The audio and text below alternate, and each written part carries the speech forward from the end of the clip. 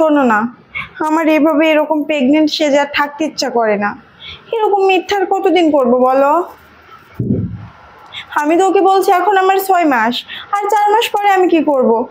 দেখো, এভাবে প্রেগনেন্ট সেজে থাকা যায় না। তুমি যে কোনো কিছু একটা করো। এরকম ভাবে কি প্রেগনেন্ট হয়ে থাকা যায়? এরকম হয়ে প্রেগনেন্ট আর কত সময় দেব তোমাকে? যা করার তাড়াতাড়ি করবা, আমার আর এভাবে থাকতে ইচ্ছা করে না। বুঝতে পারছি, আমার একদম ভালো লাগে না। তুমি আমাকে নিয়ে যাও তো তোমার কাছে। কবে নিবা? আচ্ছা ঠিক আছে। আখি, আচ্ছা সাথে কথা আচ্ছা বলো। ভাইয়া, তোর আমি পরে কল দিচ্ছি। হ্যাঁ, আর বললো না, ভাইয়া কল দিছিল। তুমি আসছো, তুমি ফ্রেশ হয়ে নাও, তুমি তোমার জন্য খাবার রেডি করি। হ্যাঁ আসলাম, খিদেও পাইছে খুব।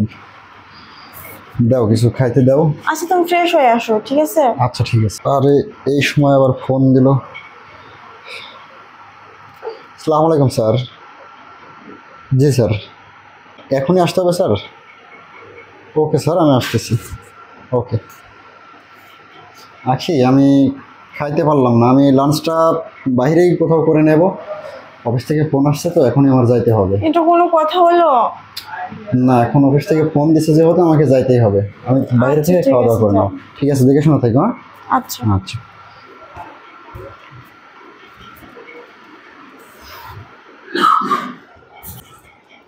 হ্যাঁ বাবু, তুমি চলে আসো, আমার চলে গিয়েছে।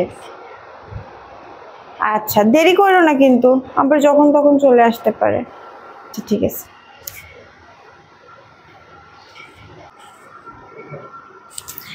আরে বাবু তুমি আসছো? হ্যাঁ বাবু, আমি চলে এসেছি। বসো বাবু। আর এইভাবে কতদিন? আমার আর এগুলা একদম ভালো লাগে না। শোনো, তোমাকে আমি কি বলি, আমি আর এভাবে প্রেগনেন্ট সেজে থাকতে পারবো না। ওই বাবু, তুমি কিছুদিন অপেক্ষা করো, তারপরে আমরা বিয়ে করে নেবো। হ্যাঁ, আর কতদিন অপেক্ষা করবো বলো? আর মাত্র কিছুদিন। মাত্র কিছুদিন বলতে বলতে 2 বছর হয়ে গেল। দেখো, আমার আর এভাবে থাকতে ইচ্ছা করে না। চলো না, আমরা খুব তাড়াতাড়ি চলে যাই, চলে গিয়ে আমরা বিয়ে করি। আখি, এইটা কি? তুমি তো তুমি অফিসে যাওনি কেন, আমাকে দেখে কি অবাক হচ্ছ? এটা আমার খালাতো ভাই। ও, তোমার খালাতো ভাই? কই, এতদিন তো দেখলাম না, আমাদের বিয়ের বয়স 3 বছর হয়ে গেল। কই তো তোমার কোনো ভাই তো আমি দেখলাম না। আসলে ও তো গ্রামে থাকে, তাই তুমি দেখো। ও আচ্ছা আখি, এইগুলো কি, এই যে গামছা দিয়ে জড়ানো? এটা এটা তো আমি বালিশ বানাচ্ছিলাম। ও, বালিশ বানাচ্ছিলে না? আচ্ছা, তুমি তো 6 মাসের গর্ভবতী ছিলে না? কই হঠাৎই কি হলো? তোমাকে আর কি বলবো, আমার বাচ্চা না ঠিক আছে, সেজন্যই ওকে ডাকছিলাম। ও, তো কোনো রকম হসপিটালে যাওয়া ছাড়াই, ডক্টর ছাড়াই, এমনি এমনি মাত্র আমি দেখে গেলাম 2 মিনিট, তাই না? দেখে গেলাম তো, এত তাড়াতাড়ি কিভাবে সম্ভব?